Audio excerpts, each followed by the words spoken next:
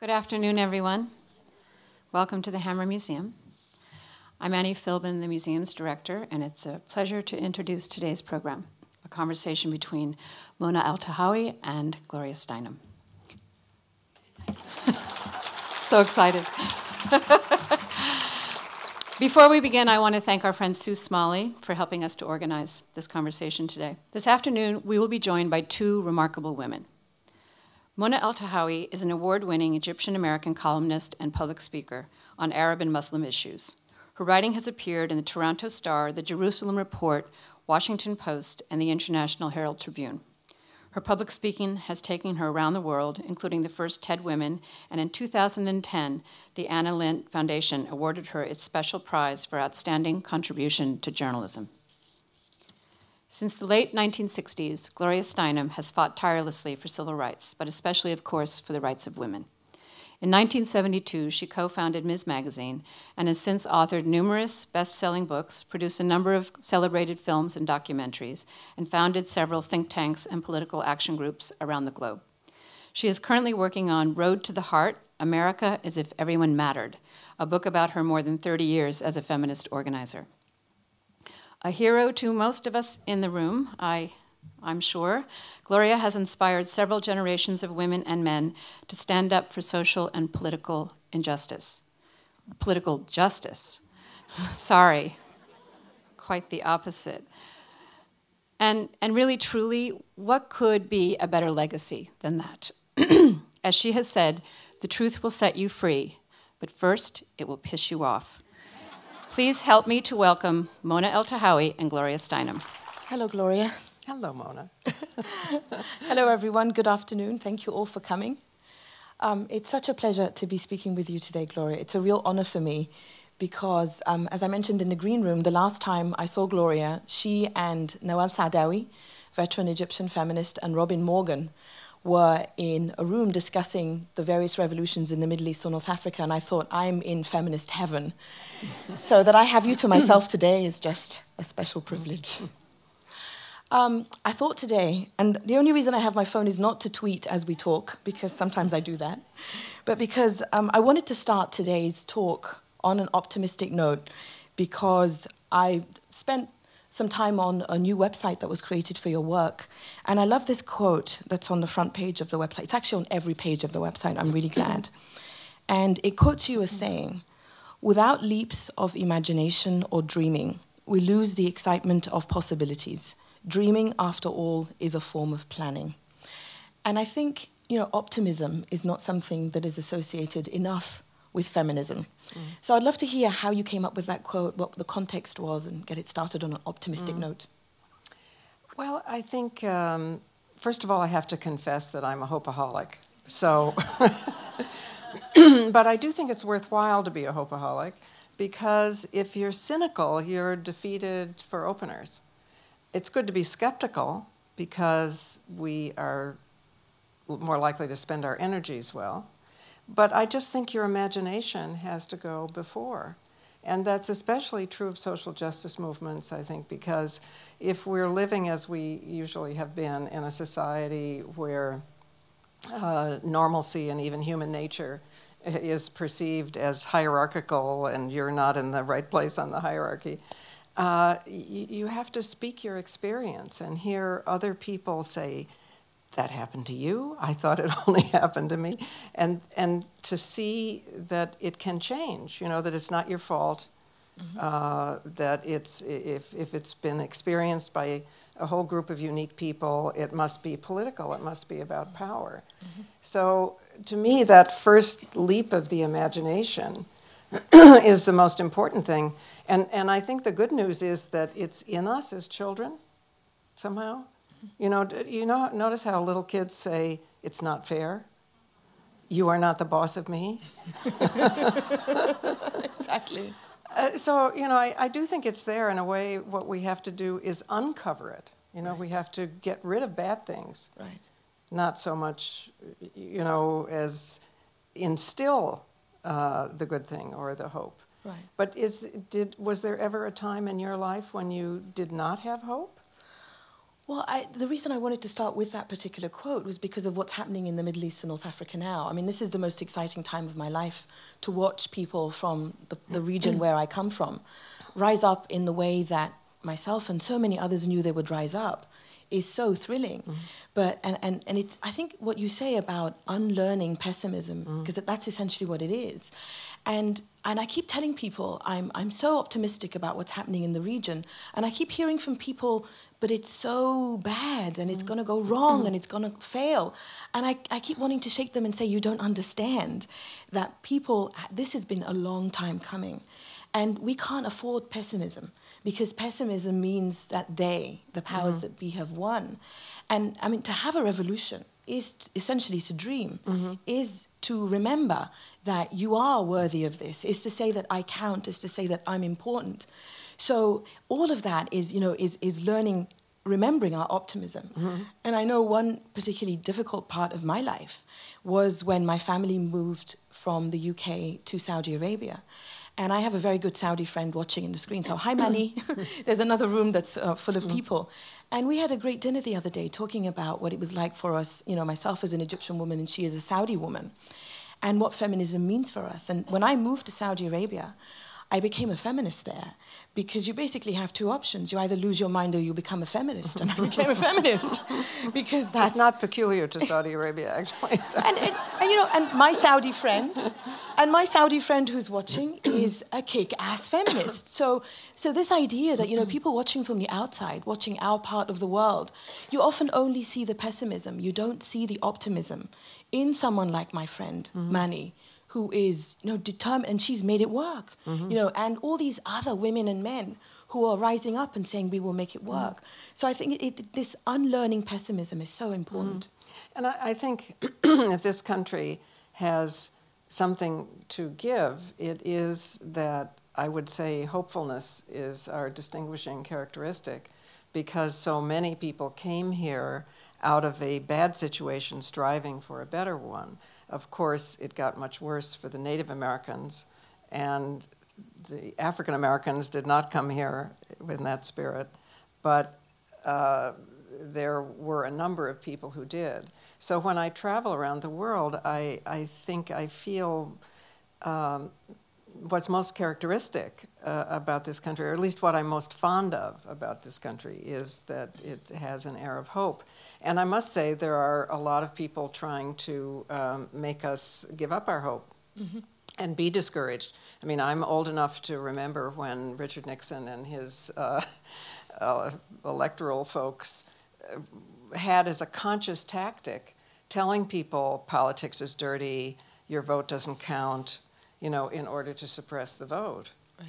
And that's still the case, sometimes purposeful and sometimes not. Right. But hope is very, very precious because it leads to action. Right, absolutely. And, if I could make a connection between Saudi Arabia, losing your mind, and feminism, two names come to mind, Michelle Bachmann and Sarah Palin. So maybe they would like to live in Saudi Arabia, do you think? And there's so much in common between that kind of ultra-conservative Islam and that ultra-conservative Christianity. Yes, right. And that's not different. And you said something about, especially, the Sarah Palin brand of so-called feminism, or women of the Christian right, and you said that they had internalized their own subjugation. I think something along those lines. Correct me if I'm wrong. And I think that's a fantastic concept to talk about, because I'd love to hear more of what you think the Michelle Bachmanns and Sarah Palins are doing, and respond to that with what's happening in the Middle East and North Africa, especially vis-a-vis women's rights.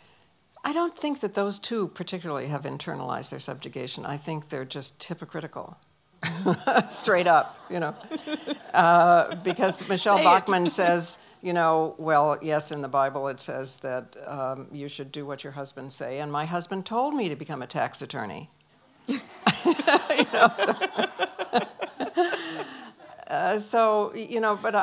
what they symbolize to me, first of all, I want to see them treated fairly. I don't want to see, as the Women's Media Center made clear, we don't want to see Sarah Palin disqualified from political office because she has young children, unless they also disqualify guys. I mean, we want to see them treated fairly. But they are a function of the backlash against the social justice movements in general and feminism in particular. I won $50 because when Hillary Clinton did so well in the primaries, I said they're going to have the Republicans, they're not really Republicans, they're people who control the Republican Party, right? They're going to have any woman as a vice president, and that's what they did. Any woman as a vice president. So there are a lot of women, and you can see it on the web. You know, if you go on Christian fundamentalist kind of sites, who have internalized this and who really are kind of worried as they discuss about admiring Sarah Palin because she doesn't seem to be obeying her husband. Right. But I think those two folks are much more consciously, you know, being out there or using a philosophy in order to be out there. And it's interesting to me that they are supported more by male voters than by female voters. You know, you can see that the women in Washington who are doing the work, you know, I mean, there's so many, you know, where they're elected by the gender gap by more female than male voters. Not that there aren't right-wing women, there are, and not that there aren't feminist men, there are, but still, they're elected much more by male voters than female voters. And if you have strong social justice movements or any movement, you're going to make a job for somebody who sells it out. That's just the way it is. I mean, look at Clarence Thomas. Right. You know, he stands against most of what the civil rights movement wanted. Right. That's exactly what worries me, that they're able to use the language of social justice or of feminism, and specifically, or with regards to my background, I mean, I'm a Muslim who identifies as liberal and progressive, and I have another friend in the audience who's a co-founder, Annie Zonneveld, who's a co-founder of Muslims for Progressive Values, and that movement, along with other progressive Muslim movements, you know, at the core of our beliefs is gender equality and queer equality, you know, rights for everybody, basically. So a very kind of strong beating heart of equality and social justice. But then I meet activists, and I've met several activists over the past few months from the Middle East and North Africa who were very active in the various revolutions and uprisings that we're witnessing, who then tell me they keep encountering women who support the various fundamentalist and Islamist movements, who, you know, are Tunisian or Egyptian and will get into parliament as they should get into parliament because they have support, as long as the vote is free and fair. But then I'm stumped when they say things to me like, I keep encountering women who would support something that is completely antithetical to feminism. And for me, that would be the face veil, for example, the niqab. And I constantly get into trouble, and I'm called things like a colonial feminist, whatever the hell that means, because I believe that the face veil should be banned. And then people say to me, well, as a feminist, you must support it because it's a woman's right to choose. But then my argument is the ideology behind it uses the language of feminism to cut feminism at its knees, you know? They don't believe in women's rights to do anything but cover their face. So my dilemma as a feminist is, yes, of course I believe in women's rights. Of course I want women to choose what they want. But there are certain religious fundamentalists, whether they're here in the US or in the Middle East and North Africa, and it's important to see the connection between the two, or Jewish fundamentalists, any religious fundamentalists, who are really cleverly able to use the language of feminism and social justice and equality, and then flip it on us and say, you must now support my right to basically do anything. What do you do? How do you respond to that? Well, I think they're useful in one way, which is to show that we're not talking about biology, we're talking about justice. So it isn't to get a job for one woman, it's to make life better for all women.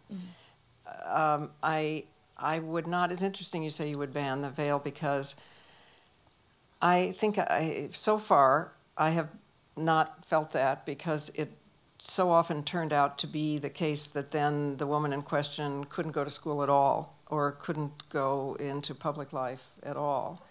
But that to me is a more almost stylistic question. The question is the substance. How is she voting once she's, you know, in the legislature? And it is also very important to point out that both Muhammad and Jesus were much nicer guys than their followers. than they're cracked up to be. You know, I mean, wasn't Muhammad's first wife a real estate dealer who was older and smarter than he? And you know, she was 15 years older. She was a divorcee. She employed him, and she proposed to him. I mean, like, my friend and I were joking the other day, and don't repeat this outside of here because I might get killed, but she was the first cougar. I was just thinking of that. Muslim cougar. Well, in Jesus, if you read the Gnostic Gospels, which I highly recommend that you do, by Elaine Pagel's wonderful book, it turns out, according to the scrolls found relatively recently and therefore not changed by endless parades of patriarchal people, that he never said he was the Son of God. He said he was a teacher. And he never said there was a heaven and a hell. In fact, he made fun of the idea that there was a heaven and a hell. If there were heaven, the birds would be there. If there was, you know, and so on. And, you know, he was profoundly different. And Mary Magdalene was the wisest and most beloved of all the disciples.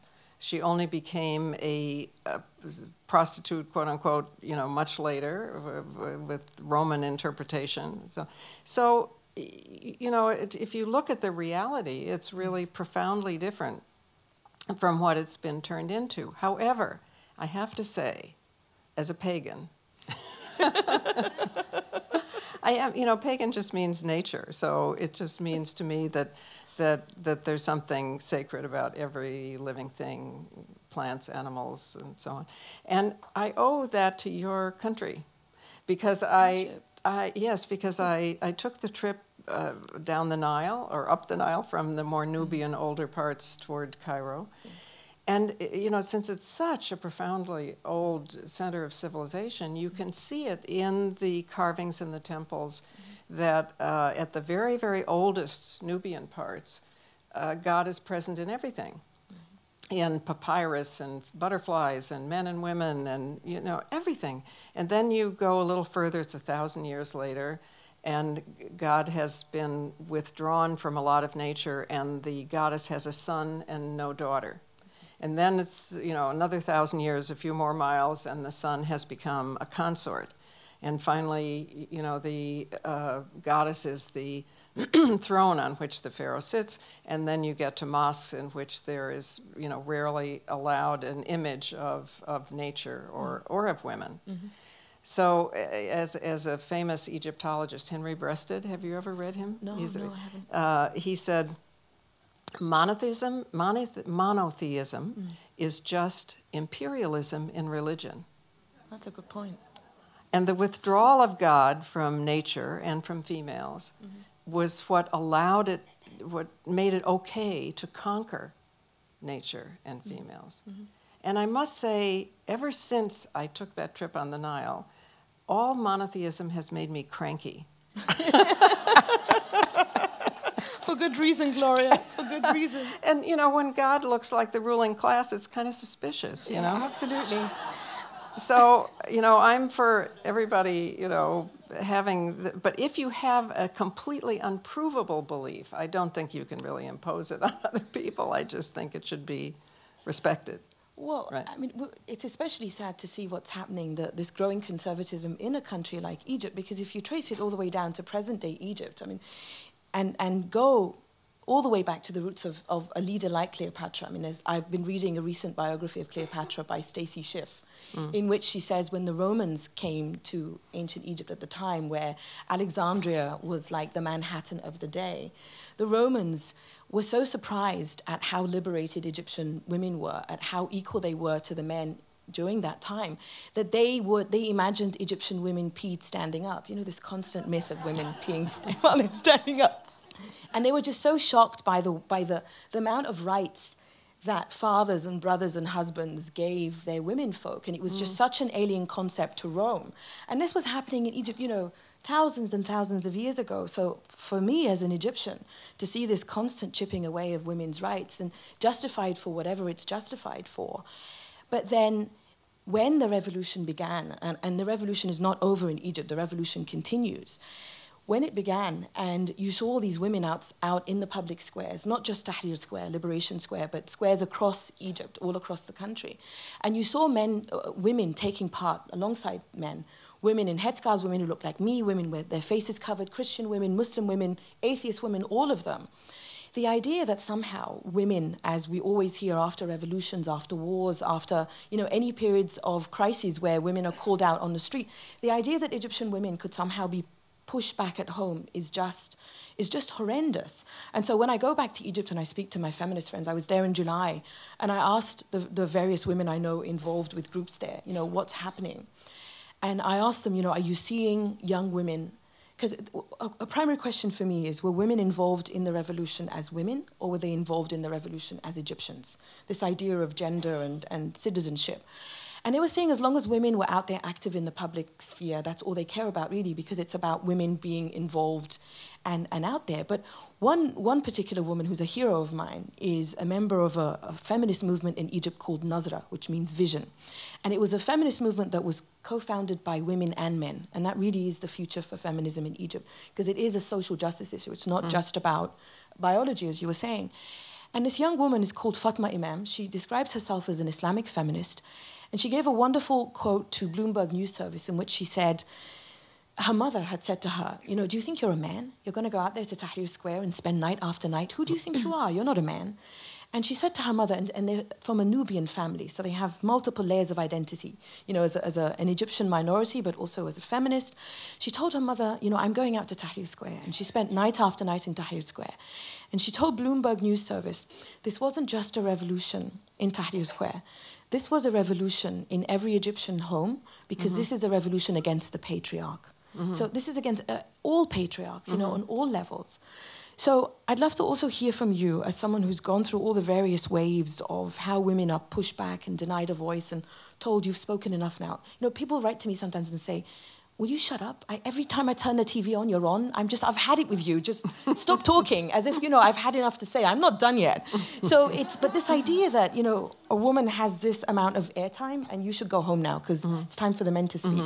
So how do you counter this idea that, okay, we're done in the square now and we're going to go home because we're good girls and now it's time for the boys to run the show?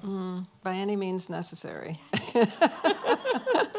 No, I think that one of the things that's very helpful is to make the connections, God is in the details, but the goddess is in connections, So our paradigm is the circle, not the hierarchy. And, you just have to keep saying, okay, these are not separate movements exactly. Yes, we need to name and become visible, and that's very important, but the fact that there is a cult of masculinity and a cult of femininity in the home is what normalizes other birth-based things like class and race, which are totally made up too, just like gender is totally made up. It's what trains us. So we, I would say, as women and feminist men, are taking away the very fundament of hierarchy. And not only does it train us to think that some people are born to cook and some to eat, and some to get education and some not, and some to lead revolutions and some not, and so on, but it is the control of women as the means of reproduction, which is how we got in this jam in the first place. That is necessary to continuing the fiction of racism, to continuing the fiction of ethnicity and whatever, which are utterly made up too. But you have to, if you're going to continue a racial division, you have to control reproduction and who women have children with and so on.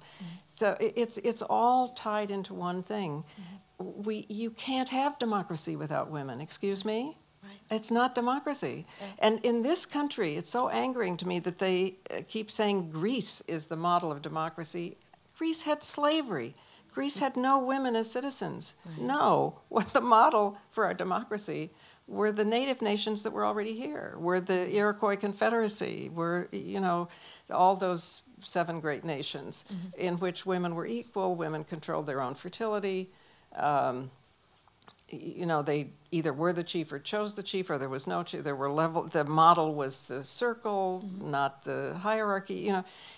That is what was here, and that is what we inherited, and that's, I think, without romanticizing the past, what gives me faith that it's not about human nature. Right. That if that existed for 95% of human history, and not just in this country, there's the Kwei and the San in Africa, from who we all came from. Everybody, as far as DNA trails can tell us, came from. Those were our ancestors. The Dalits in India, the groups in Australia. You know, they were entirely different cultures. They existed for 95% of human history. Right. I think we should declare the last 5% of human history, which is only 600 years in this country, though it's thousands of years in the Middle East, but still it's less than 5% of human history. We should just declare it an experiment that failed. Definitely a mistake to get over. But you know, what you're saying, I mean, I find the groups in the Middle East and North Africa right now who are doing the most exciting work are saying exactly what you're saying. And they're groups like Nazra that I mentioned, and queer rights groups who are challenging these very traditional notions of masculinity and femininity. So this group, Nazra, for example, has a project on masculinity. And they make the point that traditional notions of masculinity are just as disempowering of men as traditional notions of femininity are of women. They're dangerous. They kill men. Absolutely. Literally. This constant pressure. And I think because of the various revolutions and uprisings happening there now, essentially the question and the inspiration that I believe and firmly believe is spreading across the world, and we're seeing it enacted through the various Occupy movements here, Occupy Wall Street, Occupy LA. I think that is the inspiration. The inspiration is that you now have to look in the mirror and ask yourself, what am I doing? If people over there are standing up to tanks and water cannon and risking their lives because their regimes and governments don't represent them, what are you doing here in the US?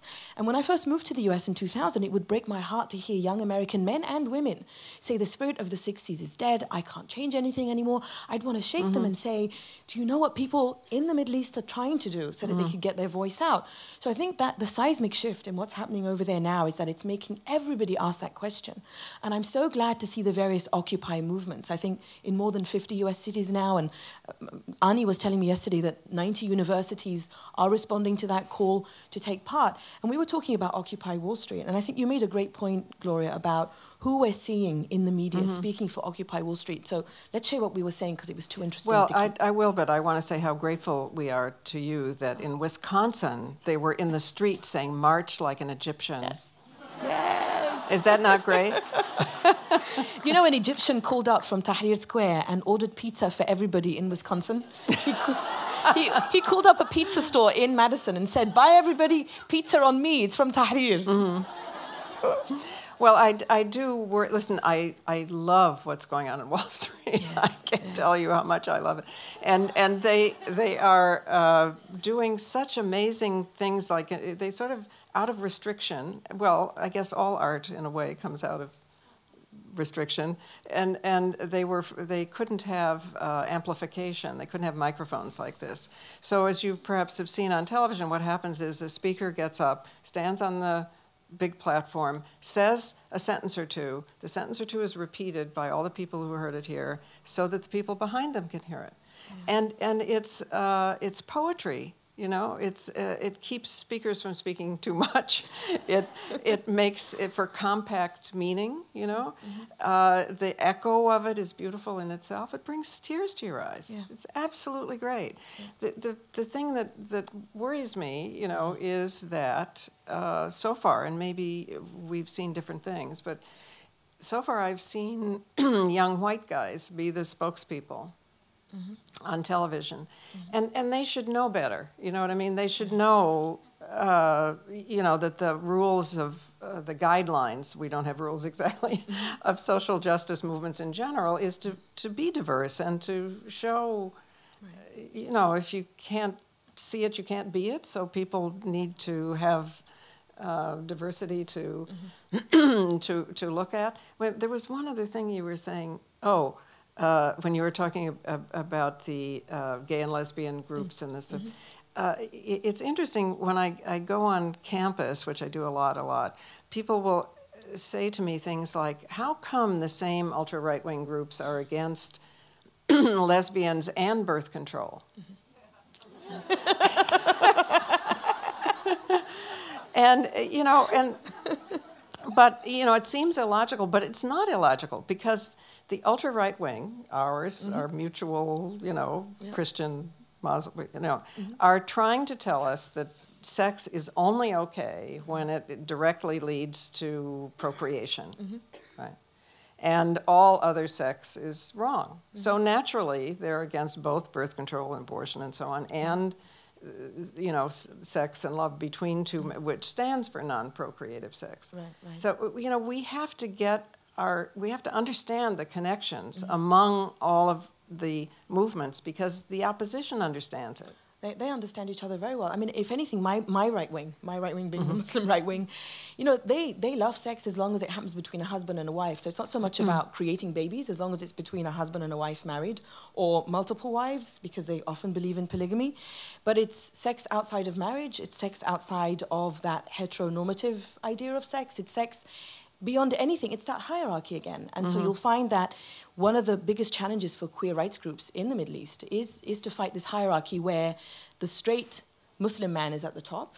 And if anything, it's the more so-called effeminate gay man who is at the bottom. Because how can you be a man who could have been on top of the hierarchy and you've willingly given that up to become this effeminate, submissive man, essentially? So they're fighting that. And one of the things that I think is a major fight for liberal progressive Muslim groups is this fight over sexuality. Because I believe, especially for Muslims living in society, even in Muslim majority countries or where Muslims live as minorities, this idea that the only good sex is that sex between a husband and a wife is incredibly damaging to our young people. Older people too, but especially young people. Because when we get together, I've taken part in many feminist Muslim conferences over the past few years. One of my favorite recently was one in 2009, launched in Kuala Lumpur, Malaysia, is a movement called Musawa, which means equality in Arabic. And it's the movement for equality and justice in the Muslim family, because it's family law in Muslim majority countries that is often the most unjust towards women, because it uses a very conservative religious interpretation. So I was at this fantastic conference, and we were talking about everything but sex. And I kept putting my hand up and saying, can we talk about sex, please? And I became known as the sex girl. But I thought, we have to talk about sex. So I convened the sex caucus, because they had a caucus for the North, a caucus for the South, caucus for the developing world. I'm like, where's the sex caucus? So I convened the sex caucus with about 14 women. And one of them is a hero of mine, an African-American Muslim scholar called Amina Wudud, who was she's now called the woman imam, because she led a group of us in mixed gender prayer. So she was there as kind of like, our elder and mentor. But some of the other women involved were two Muslim feminists from Australia, and I recently met them in Australia. I just came back. And one of them told me this sex caucus that we had on the sideline of this conference was so incredibly inspirational for her that when she moved, she went back to Australia. She works with young people in a community centre in one of the most diverse areas just outside of Sydney. She said she now does not talk about domestic violence without talking about sexual violence. Because when we're not talking about sex, what happens is this. Everybody is having sex, but it's not safe sex. Young women are date raped and they have no one to go to. Young women need abortions and they have no one to go to. The clerics, just like the priests, are abusing and raping people. What a surprise, because of the power dynamic. So this idea that we have to wrestle sex back from our right wing is an incredibly potent, and it's a life-saving idea. It's huge, and it is connected. I mean, the way we got into this mess in the first place was restricting sex, at least some sex, to procreation and saying everything else was wrong and bad. And that has always been a lie about human sexuality. Human beings, I think, I always worry at this point when I say this that I'm maligning animals, but anyway, I think that that human beings are the only species that can and does experience the same pleasure in sex, whether one can conceive or not. All other animals seem to have sex focused, at least in times of heat or estrus, when they're more likely to conceive. So sexuality for human beings has always been a mark of our humanity, like our cerebral cortex, our ability to reason, remember, that for human beings, sexuality is not only a way we procreate if we choose, and we have always been able to control fertility. I mean, women for millennia upon millennia understood how to do that. It's a way we procreate if we choose, but it's also a way we communicate. it's a way we express love and caring, and it's reach out, and that it has become a form of, not only a form of domination, in order to keep this power relationship and control reproduction and so on, but also a sort of all bets are off form of domination. If you call it sex, you can do anything. You know, it's like calling something national interest. You know, suddenly the Constitution is out the window. Okay, so any form of violence, no matter how sadistic, if you call it sex, suddenly it's either okay, or it even raises the possibility that the victim asked for it, enjoyed it, but all this, you know, that we know. Right, right. What do you think of the slut walks? Because that reminded me when you talked about sexual violence, especially, you know, this, for those who don't know about Slut Walk, but it's a movement basically that began shortly after the police commissioner of Toronto gave a talk on a university campus in which he actually had the nerve to say, if you don't want to be raped, don't dress like a slut.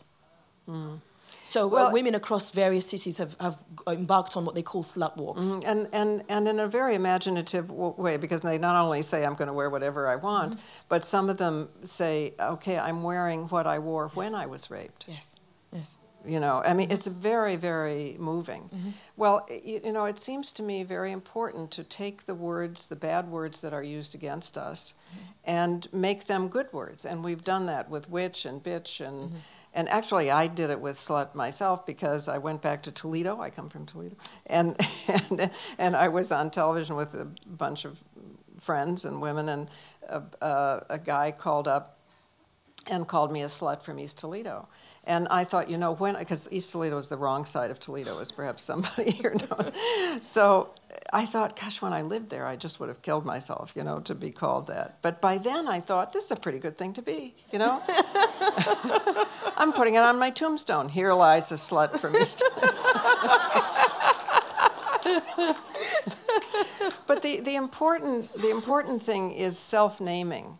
And there has been a dialogue because I guess a lot of the women who started doing this were young white women, and some women of color felt they didn't have the same option and the same power to take the word slut, since there has been such a huge differential along racial lines in the way women are sexually exploited. So they objected to it. So it seems to me, if it were me, I would take the, you know, Slut Walk sign and mark out slut, you know, and put safe, you know, and then there would have been an honoring of people who don't want to say slut, but it would still be there and visible, and you would have safe walks too. You know, it doesn't have to be one thing. We all get to choose. Right, call it what you want, right? Because there was a slut walk in New York, which I unfortunately missed because I was in Australia, but I attended on that day a panel called All Women Are Sluts. And one of the speakers was one of my Muslim feminist friends in Australia. And she and I were talking about slut and what it means for Muslim women. And you know, if anything, Muslim women are portrayed as these asexual beings, right? Where we're either covered from head to toe because we're so tempting to men, which is an incredibly offensive idea for men anyway, that you can't control yourself, that I have to control it for you. Or that we're just asexual. So if anything, for the two of us, taking that word slut means for us, yeah, you know, damn it, I have a sex drive too, you know. I embrace being a slut. And of course it gets thrown back at us because in the middle of all of this, I'll get a tweet from someone because I'm discussing with Saudi feminists, you know, feminism, and it'll say, yeah, because that's what all feminists are, you whore. So it's obviously contextual, you know. So for me, I absolutely embrace the word slut because we're trying to fight this idea of Muslim women as either just, or, you know, we're just going to devour our men, or for men outside of our community, we're just completely asexual. And what you mentioned about the various reactions too, I think reminds me of a conversation we were having inside about this idea of feminism, and that there's no connection between various ethnic groups or various national groups, or, you know, and you yourself are great friends with Mona Eltahawy, and you mentioned you're a great friend with a South Korean activist that you visited with. So can we talk about this idea that feminism belongs to one group or another, or one group isn't represented or another? Yes, thank you. I mean, that's so sinister, isn't it? I mean, I'm so glad we're having this conversation because, you know, I guess it's partly because the media is centered unfairly in this country, that people somehow think that feminism is an American export. If so, it would be the only healthy export that we have.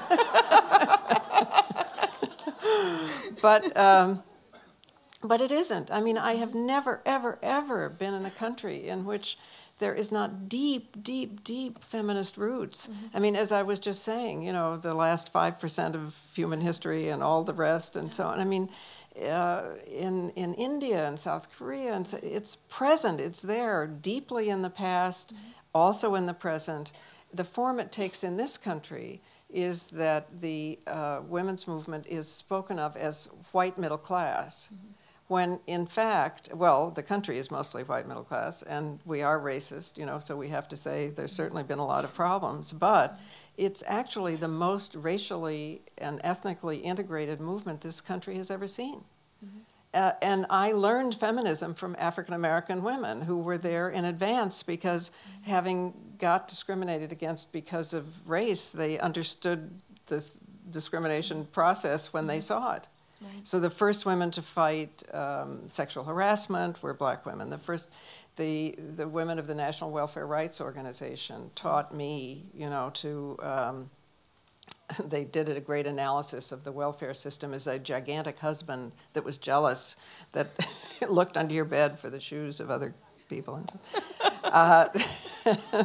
There's Flo Kennedy and Eleanor Holmes Norton, and I mean, just it's so frustrating to me, and it's really about divide and conquer. I think absolutely. You know, here's the other thing that's annoying. Every time I'm in Africa or someplace, and they're saying, oh, you know. Feminism is a U.S. export, I think to myself, okay, communism was a European export. You don't talk about Marx that way. Right. Why? Hello? You know, yeah, right? Yeah. But this makes even less sense because it's in vertical history in every country. Right, and it's incredibly frustrating for me especially when I travel across U.S. campuses, and I'm always asked, do you have a feminist movement in your country? And I just want to kill someone, because I tell them, you know, in the 1920s in Egypt, when we were colonized by the Brits, we had the High Commissioner from the UK, basically the representative of the UK who was colonizing Egypt, Lord Cromer.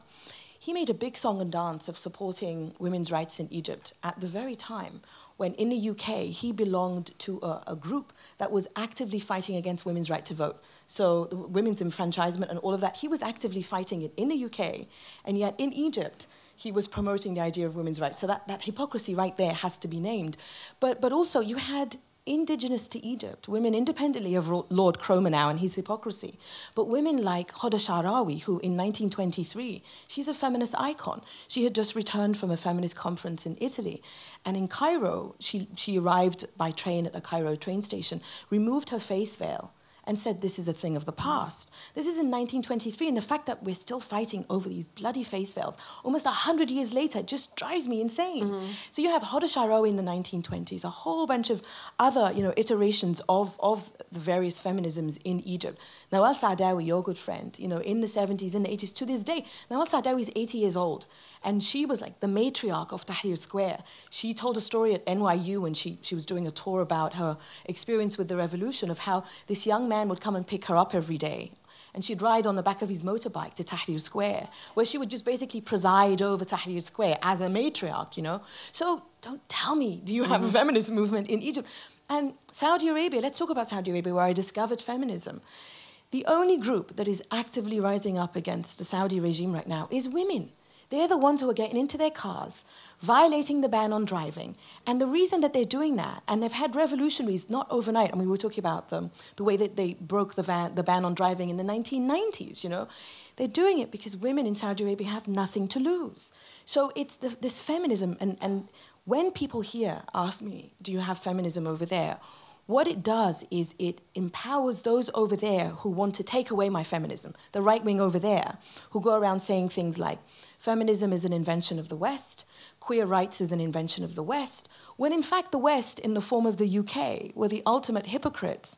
And when you look at the legislation of many countries, when homosexuality was criminalized, it was the prudish Victorian Brits because when India decriminalized homosexuality, they were basically erasing what the Brits had done to their legal system. So this idea that the West gives us enlightenment and the East gives us backwardness is so damaging to those of us who work in social justice and for rights across the board. So we just have to end this idea that anybody owns feminism. They don't.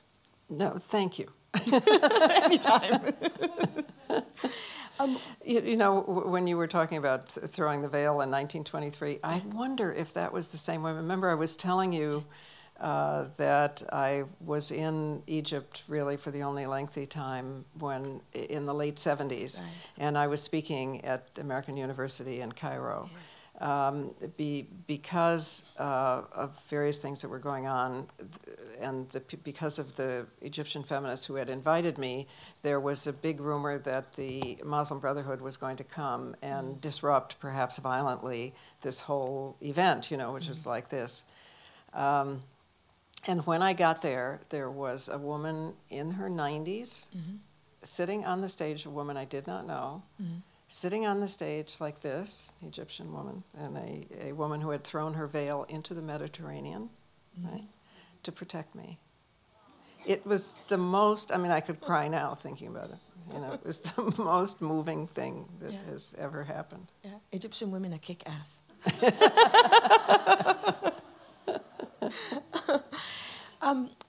How are we doing on time, Gloria? Yeah, it's 3. Yeah, we're supposed to open up to questions for you guys now. Or so answers if you have answers. Answers, that's new. I always thought they asked questions. Answers, I like that. Okay.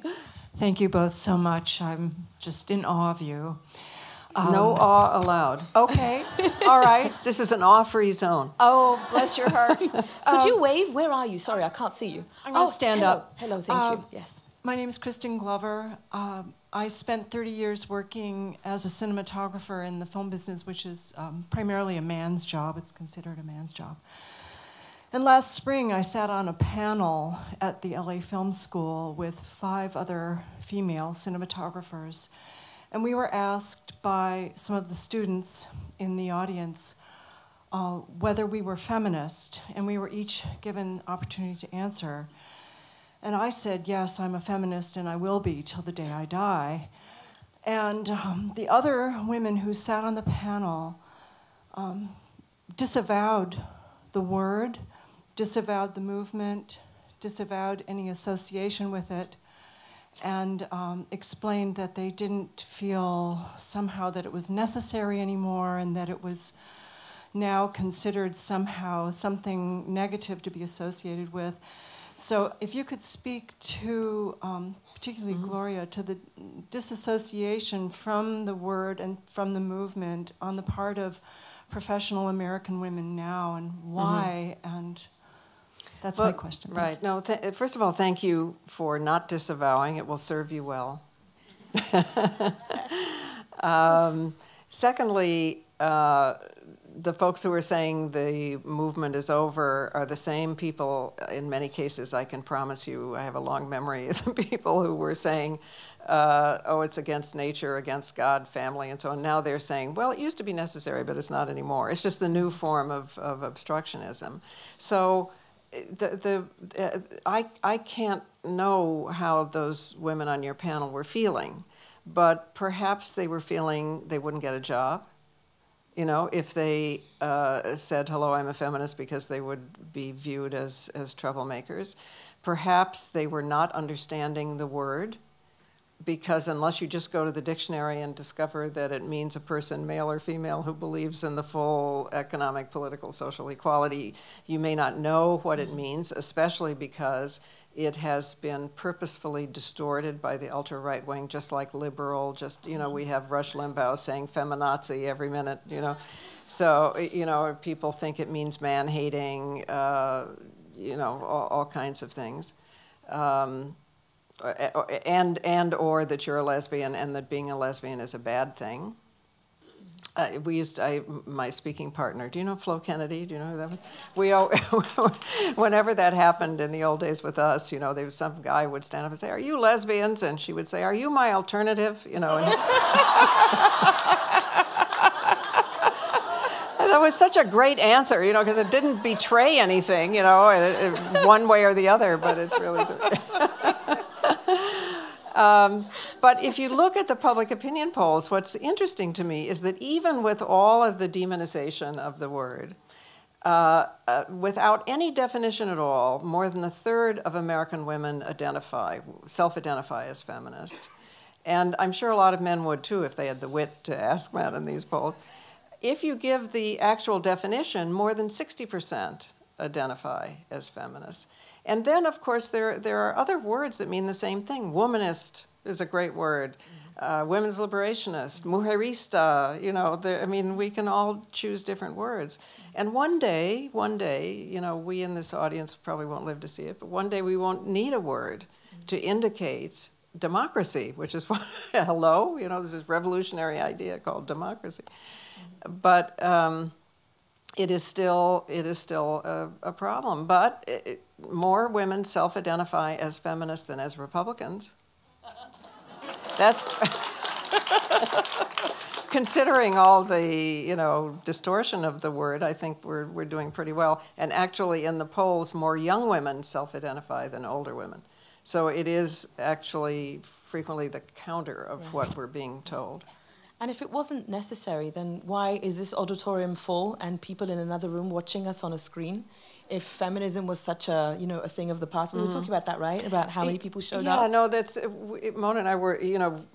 We just heard that there was a whole overflow room, and I don't know how to say this, but this always happens. The typical. I go to campuses several times a month. I met. By a hearty band of activists who say, "Oh, we have a hall tonight. We don't know if anybody's going to come." And then I get there and it's overflowing, and they have to have closed circuit television, or we have to have another meeting. So, the notion, the sort of media-esque notion that there is no interest is just wrong. It's just absolutely wrong. If you send out a signal, it comes back. And that it's somehow miserable or dour, because how often have you guys laughed, because you're incredibly funny, Gloria, but I mean, seriously, we have not been sitting here, and that's why I began with that quote that you said, or what you said rather, about hope and being a hopeaholic. I mean, this constant association with feminism and misery and something going wrong and women just, being bitches, basically, and it's just not true. No, we once, Ms. Magazine once had a great cover that was kind of a cartoon cover of man saying to a beautiful young woman, "Did you know that feminism has no sense of humor?" And she's saying, "No, but hum a few bars and I'll fake it."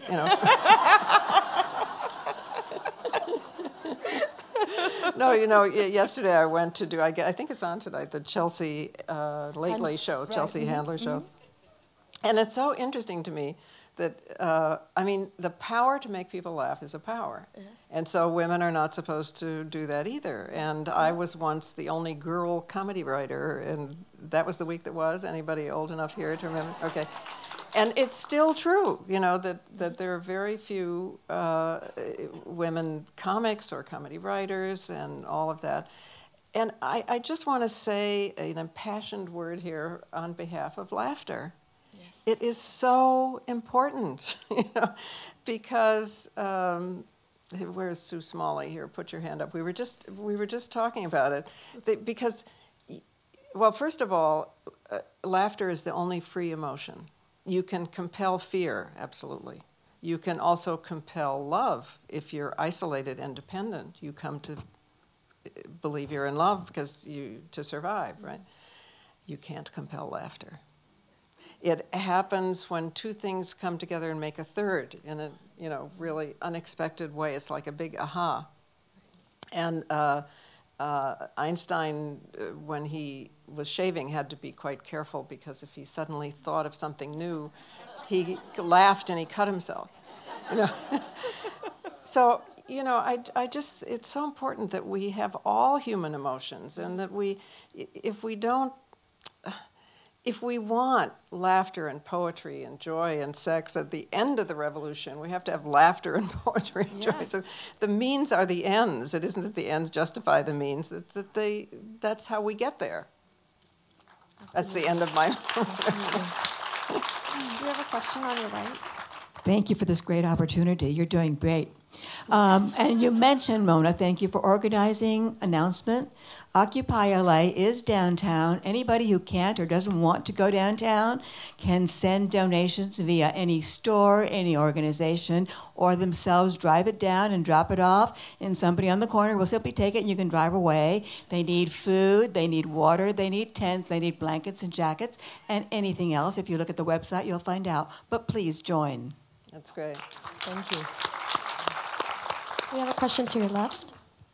First of all, for so many generations, you've been a leader. And in the 60s, I was watching a piece for Pacific Standard Time, which I think has done such a great job of bringing that energy back.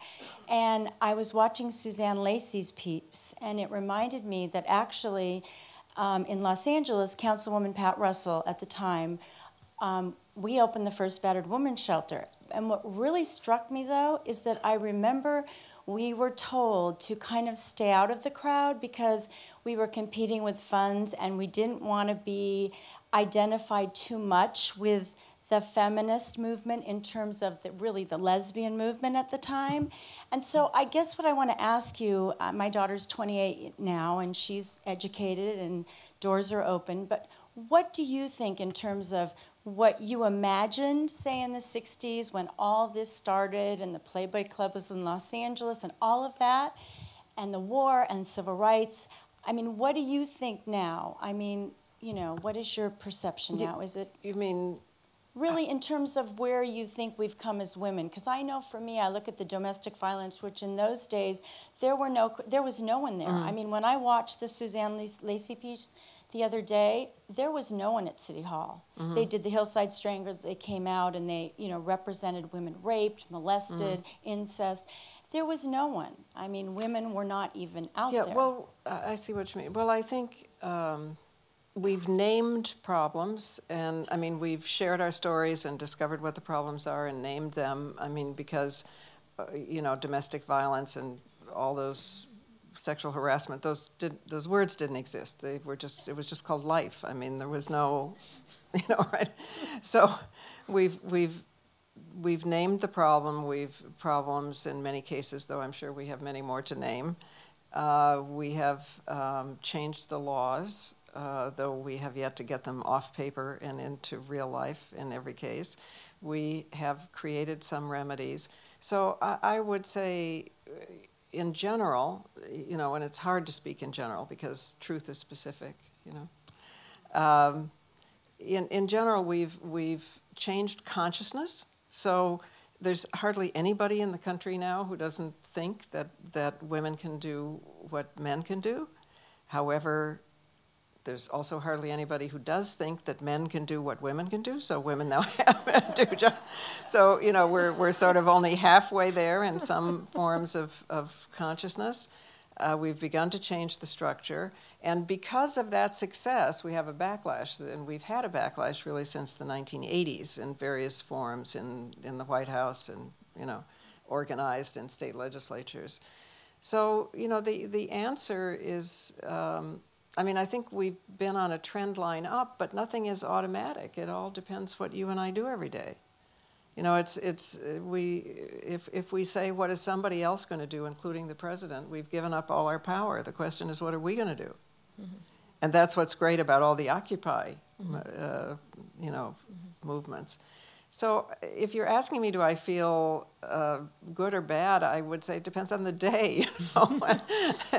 And mostly I feel good, but I'm angry too. And anger is an energy cell. It's good. I can't believe I got the microphone. I'm very excited. My name is Melanie. I'm a women's studies professor at Santa Monica College, and some of my students are here, which is exciting. We're putting together a panel on men and feminism, and we haven't really talked about that. And so I'm kind of looking to hear what you think about what should be a man's role in feminism. Is he a feminist ally? Does he call himself a feminist? Should he take up a lot of space? Because in my classes, one of the things that I think is a major success is that I have a lot of men from a lot of religious, racial, and ethnic backgrounds who take my class. I try to create a very open space for men to feel comfortable, that they don't walk in and think that they're going to get their balls cut off or anything like that, and that they can engage, and they do. But then at the same time, I also see a lot of very privileged white men who seem to be profiting off the women's movement and taking up a lot of space within the movement. And I'm just wondering, how do we navigate that? What really is a man's role in feminism? Well, I think we did talk about men and feminism here and there. I mean, I mentioned that movement that was launched in Egypt by men and women as an example of what I think is something we all need to do. Feminism is not just something that women do. I mean, we do it because it is our life. But I think that challenging traditional notions of masculinity helps men and women. But I see where you're coming from about the space, because it's always been my experience whenever we get together, whenever I speak at gender groups or we have conferences where men and women are talking about gender, for every one woman who speaks, there'll be 3 men who'll speak. And that's just always the way it is. I mean, there was the reason that in Lebanon, for example, there is a lesbian, bisexual women's and a group for lesbian and bisexual women and a transgendered is because they used to be part of a kind of a big umbrella group for gay rights in Lebanon. And then even within that movement for queer rights, the men kept talking all the time. And even in that is handling so many levels of patriarchy and discrimination, the men were always talking. So I think it's just men just always feel they can say anything whenever and have a right to have an opinion, which is fantastic. But we need to get the women also recognizing that they have an opinion and must speak. So I think it might help in your class if the men are always talking and taking up too much space to just say, for every 1 man who speaks, 3 women must speak before another man can speak. If that's what it takes, you know?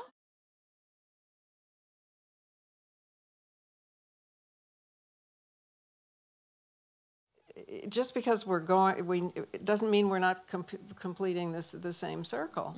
You know, I would not try to say, actually, what somebody's role is, you know, because that's not for me to say. That's for them to discover. And the thing I find most helpful is to think about parallels in my own life. Okay, in my own life, the parallel would be movements of racial liberation, and especially the civil rights movement. And I think that I was not a very good ally when I thought I was helping someone else, because then you kind of expect gratitude or something. You know, so only after I had lived in India for a couple of years, and I came back and I looked at all the people, you know, on the street and in my neighborhood, I thought, I could go snowblind here, you know, where is everybody? How come there are only white people here? And I got mad on my own behalf, you know. How dare this country tell me who my friends are and where I live and who's, you know, and that we can't use all of our talent in this country politically and every other way. I got mad on my own behalf. So I suspect that the best male allies are mad on their own behalf. You know, they see that the masculine role is killing them, literally. You know, we figured out that if you deducted from the statistics the deaths attributable to the masculine role, speeding, guns, violence, you know, tension, whatever, men lived 4 years longer. You know, the women's movement has 4 years more life to answer all the guys. This is not a bad offer. Right. And it's, I mean, you know, the obsession with masculinity and the cult of masculinity and femininity are what prepares us deeply, deeply, deeply for racial roles, for class roles. You know, once you believe that, you'll, you know, believe all these other things. So you know, it is in all of our interest. It's just that the way we progress may be different. You know, the golden rule, I think, was written by smart guys for guys. You know, treat other people the way you would wish to be treated. All right, women may need to treat themselves as well as they treat other people. Right? Right. But we're both trying to be complete. Right. If I could also add something about Saudi Arabia, because I'm clearly obsessed with Saudi Arabia, because it made me the person I am. When you look at countries that are so stark in the gender discrimination, like Saudi Arabia, you also recognize that exactly what you're saying, Gloria, it harms the men too. And those women that I mentioned are the ones who are being the most revolutionary in Saudi Arabia today. You will often find that you hear of these women who get into their cars and they have someone film them as they're driving, or they get into their cars and intentionally violate the ban on driving. They'll sometimes have a brother in the car with them, or it'll be their father who will go to a police station and bail them out and say, well, I don't want to sign this pledge that my daughter will never drive again because I believe it's her right. So what I'm saying is these men recognize that that kind of discrimination against women harms them as well. And when you have countries that are so blatant in their discrimination against women, when you expand that lens, you will see that lots of people are harmed by that. It's not just the women who are being discriminated against. Men also have very few rights in Saudi Arabia. Religious minorities have very few rights in Saudi Arabia. So essentially, when everybody is a feminist, feminism helps everybody. And women are the canaries in the coal mine. If a country is treating its women like shit, everybody will be treated like shit. That's really the answer.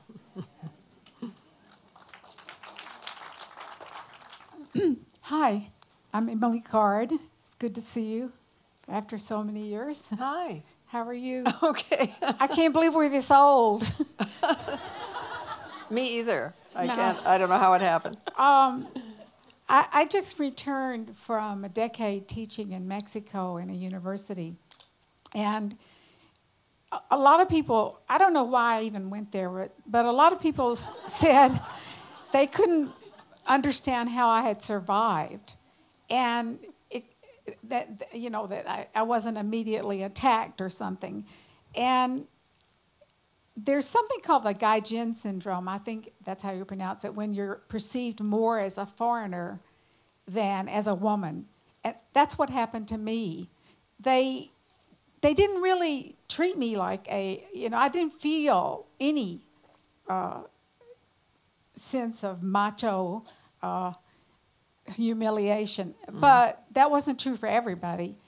And I do want to say that the women in Mexico and Latin America, we haven't mentioned any of those people, are all working on, they're like at stage one where we were 25 years ago or something.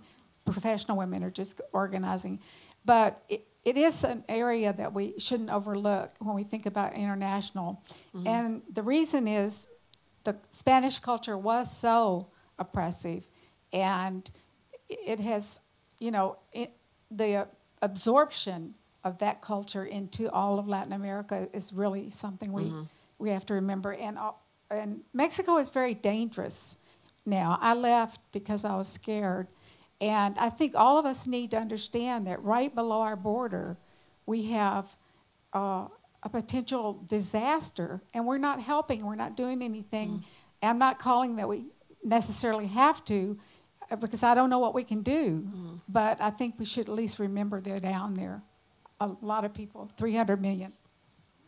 Yeah, this is Emily Card, who is a pioneer of the Equal Credit Opportunity Act. It was because her research in the Senate that got us that piece of legislation. Yes, there is the phenomenon of a foreign woman, which in India, when I lived there for a couple of years or so, the people would call me sir, as a sign of respect, unless I was wearing a sari, in which I was no longer a sir. There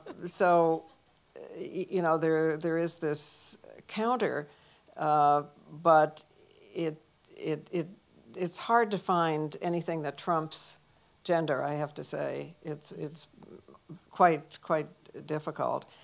And I do think your point about the border, borders are completely artificial. There's no straight lines in nature. There's no national border that stops polluted air or water or poverty.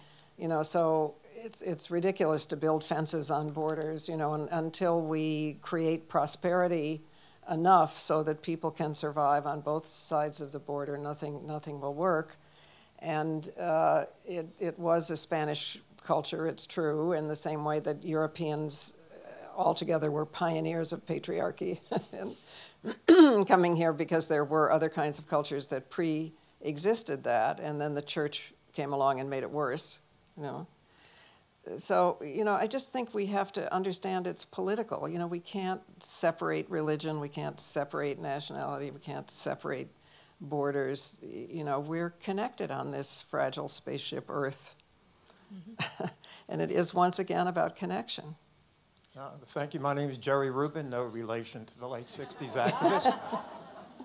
And I've been an activist for the past 30 years. And I guess I'm an angry, peaceful activist working angrily on behalf of myself, but also on behalf of Mother Earth and Mother Nature. I founded a few years ago a group called the Activist Support Circle, activistsupportcircle.org, and we meet once a month in Santa Monica, and we're like the first emotional support group for progressive activists. And it's needed because sometimes people burn out, and it's a way you could share your frustrations and fears as well as your hopes and aspirations in a safe, supportive environment. My question to both of you is, what about the upcoming presidential election? I am telling you right now, as a far left progressive activist, I am fully supporting President Obama. I don't want someone in there that doesn't even believe in evolution. And I want to keep hope alive, as you said. I'm also an eternal hopeaholic. But what do you think about that? I know we've disagreed with President Obama on a number of policies, but what would your advice be for people? To register to vote, sure, but how can we do it? Shouldn't shrewdness be a progressive value now? Mm-hmm. We can't afford to lose this election. Mm-hmm. So, thank you again. Do you want to answer? Sure. No, go ahead, Gloria. I'll answer after you.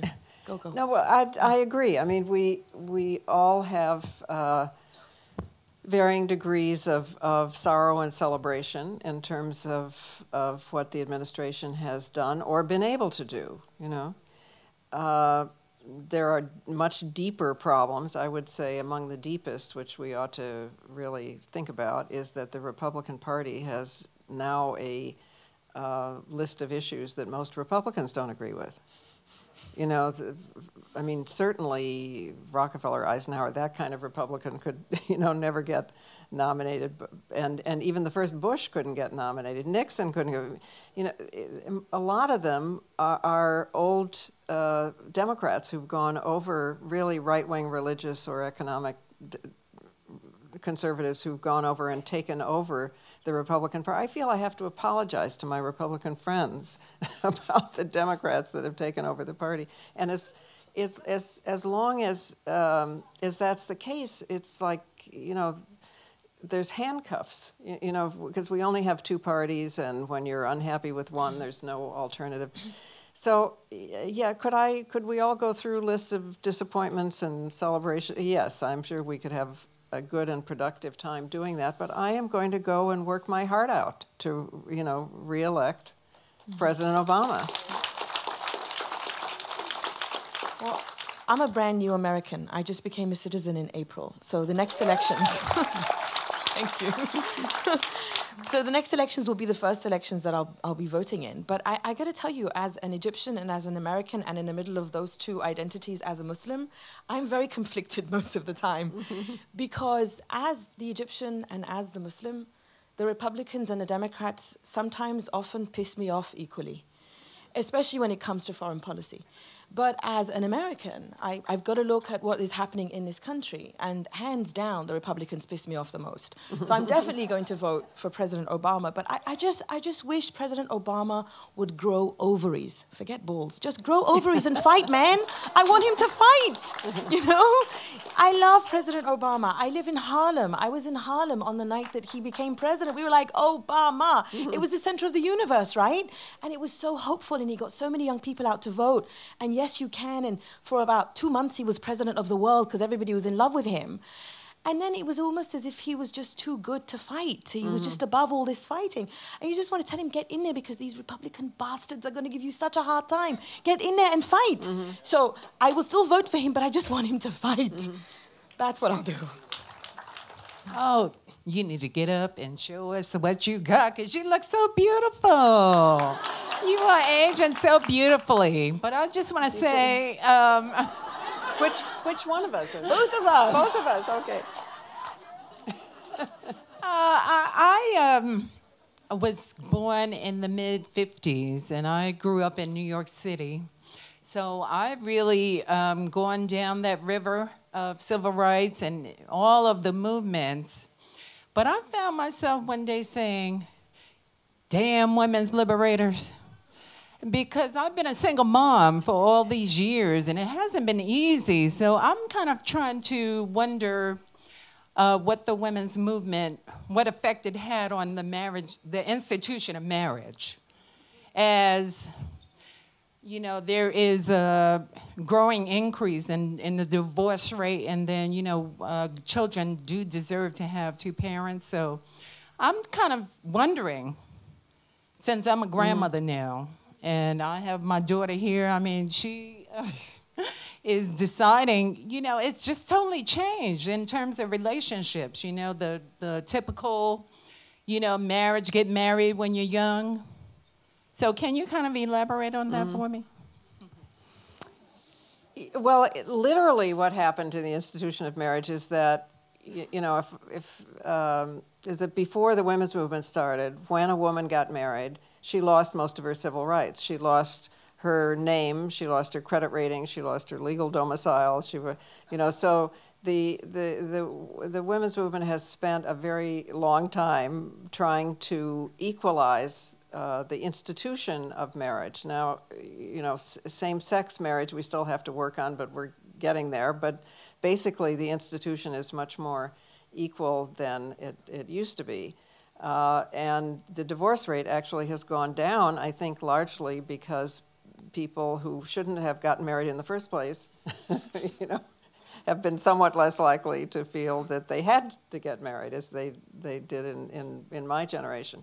But at the same time, we're living in the only advanced democracy in the whole world without a national system of childcare, without a national system of health care that really works, you know, and without some admission in work patterns that people are parents, both men and women.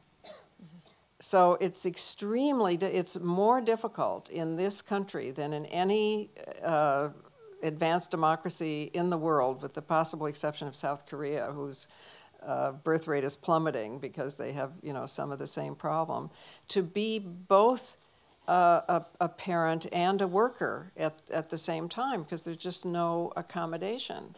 So, you know, I think we should all get mad and and change this, whether it is getting more family and child-friendly policies in a particular workplace where we are, or getting more national or state policies, or getting more tax. You know, there are all kinds of ways of doing it. In the meantime, we have to help each other. You know, children are all our children. And, you know, if we know single moms or dads who are having a tough time, why not offer, you know, to say it'd be great to have a kid part of your life for a few hours each week, and they would be able to rest, you know. I mean, you know, some of this we need to, and some people are, taking this on ourselves while we're trying to make larger scale solutions. Right. We have time for one quick question. Actually, I'm going to add something very quickly about marriage before the next question. My position on marriage is colored by my own cultural background, because where I come from the Middle East and North Africa, it's the pressure to marry is so great that to choose not to be married is often a political decision. I was married for all of 2 years. I mean, blink and you would have missed it. And I'm never going to get married again. And I have chosen not to have children. And again, coming from my cultural context, to say I choose not to have children is in and of itself a political act. So I'm coming at it from a very different context. But for people from my cultural and religious background, when they get married, you know, Muslim women don't take their husband's name. Muslim women keep their husband's name. So my mum has kept her own family name. But in many contexts, I mentioned this movement I belong to, Musawa, which is the movement for equality and justice in the Muslim family. And that's because family law in many Muslim majority countries, as soon as you're married, it's basically the legal system has been completely modernized in a country like Egypt, for example, except when it comes to marriage, children, inheritance, and divorce. If you're a Christian woman in Egypt, you then abide by canonical law. And according to Coptic Christianity, which is what the majority of Christians in Egypt are, you can't be divorced. To be a Coptic woman who wants to be divorced, you convert to Islam to divorce. So that's, that's just wrong. And to be a Muslim woman, according to the interpretation of Islam in Egypt, you follow that interpretation. Your husband can say, I divorce you 3 times and you're divorced, and that's just wrong. So that's the cultural and political and religious context that I'm talking about, that I talk about we as feminists, men and women from the Middle East and North Africa, and in other countries that are Muslim majority, as Muslim activists, fighting for social justice, we fight against that, because for anybody who wants to get married, they should not have to live in that system of social injustice, which is then shoved down your throat and told this is what God wants. I don't believe that this is what God wants, because I don't believe God is unjust. So it depends on the context you're coming from and the kind of revolutions you have to fight, I guess. Hello. I actually just have a question. I go to UCLA. I'm an anthro major and a women's studies minor, and I'm a part of the UCLA Boone Feminist Club for Equality, and I wanted to know if you have any advice for young feminists trying to make an impact on our futures. Because I feel like it's so important for us to be active. I'll tell you, my really big advice for young feminists is not to listen to me, to listen to yourself. I mean, inside all of us, there is a unique voice that could never have happened before and could never happen again. And it's a combination of millennia upon millennia of environment and heredity, and it's in there. And so, stand up for it and let it say, do what you love. You can kind of tell because you forget what time it is while you're doing it, and you would do it whether, I want you to get paid, but you would do it whether you got paid or not. So I really just am here to support you, and to not to dictate in any way. We can all be examples to each other because we teach best by who we are. We do what we see, not what we're told. So I try my best to do that, But other than that, it sounds to me like you're totally on the right track, and you should listen to that inner voice. And I would say one thing: just make sure you have company, because we are not human beings are communal creatures, and if you are by yourself, you'll eventually come to feel crazy and alone and at fault. So just make sure that you have, and it sounds as if you do, have a group of people who, however diverse they may be, share the same values and who make you feel smart, not dumb, and who support you. Thank you very much. Oh, I'm sorry. My name is Dalia. I'm 67 years old. I was born in Tel Aviv, and I live in Tel Aviv. I founded a high-tech company in Israel, and I took this company public on the NASDAQ in 1992. I consider myself to be a very accomplished woman, and I do not consider myself to be a feminist. I consider myself a person that wanted to do things and did it. I have 2 children and 4 grandchildren. I wonder why a nice young Egyptian girl, or woman, I'm sorry if I insulted you by saying girl, is not living in Egypt and trying to do what she needs to do in Egypt. Egypt needs people like her. As a neighbor of Egypt, even though I heard a remark about President Obama and I understood the innuendo of what she said, I, as an Israeli, would like to have women like her in Egypt. I would like to see women like her abolish female circumcision in Egypt and in North Africa and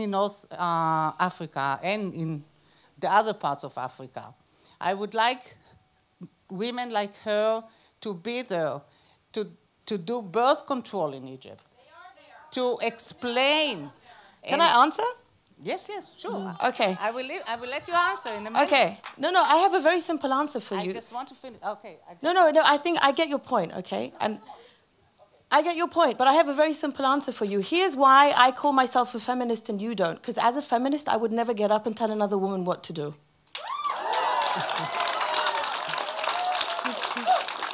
It's not your place to tell me where I should be. It's not your place to tell me what work I should do. I think I can figure out for myself what work I should do. And I also resent your comment about the innuendo, because you have no idea what I meant about President Obama. So the fact that you can stand there and tell me, in a conversation that is about feminism, so you basically place yourself not only up here to tell me what to do, but you've also given yourself the power to read my mind about what I meant about President Obama. So I understand why you don't call yourself a feminist. It's really.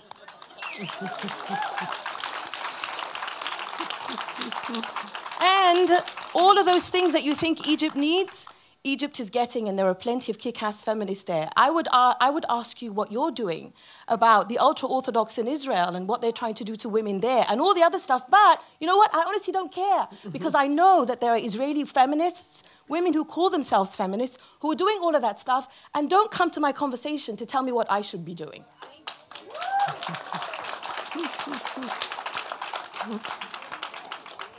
You know, we could stay here for a long time and have a really good time. I love talking to you, Gloria. We could take this. We could travel around the country. Right. Well, Mona and Gloria, I'd like to thank you so much for sharing your time with us today and coming to the Hammer Museum. Thank you. Okay.